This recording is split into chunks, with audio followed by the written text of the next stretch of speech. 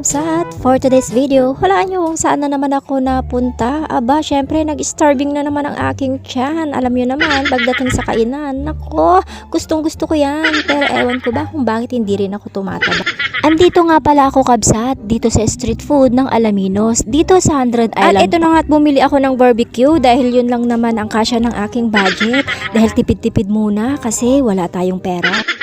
Mukhang hindi ako makapag-decide kung ano yung pipiliin ko kasi lahat naman mukhang masarap. Siya nga pala dito sa street food, marami din silang itinitinda kung ano-ano, kaya nga street food, diba? Ay, char. Halos isang oras na akong nakatayo at nakatingin sa mga barbecue. Ano nga bang bibilin ko? Kaya tuloy hindi ako makapag-decide. So ayan, tingnan mo, tanong ako ng tanong, ano nga ba talagang bibilin ko? Kaya minsan parang napapasulyap na si ate. Eto na, pipili na ako, baka magalit pa si ate. Baka sabihin naman, ang arte-arte naman itong bumibili kung ano-ano pa kasi ang tinatanong. Tapos hindi rin pala bibili, diba? Advance lang ako mag-isip, mga kaya minadali ko na lang ang pagpili ng barbecue kasi talagang tingin ng tingin sa ate sa akin baka ang sabihin wala talaga akong pera, kaya naman parang naaaburido na ako. So ayan, namili na ako ng namili para naman maiihaw na at hindi na tumingin si ate.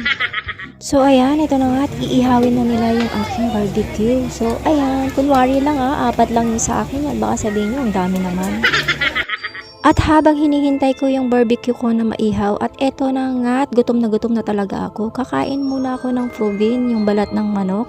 So masarap yan mga kabsat, ayan yung palagi kong binibili, hindi yan mawawala pag pumupunta ako dito sa street food.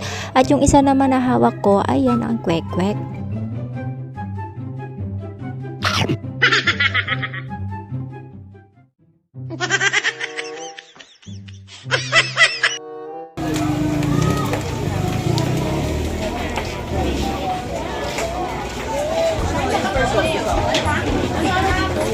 May kasama ka ba na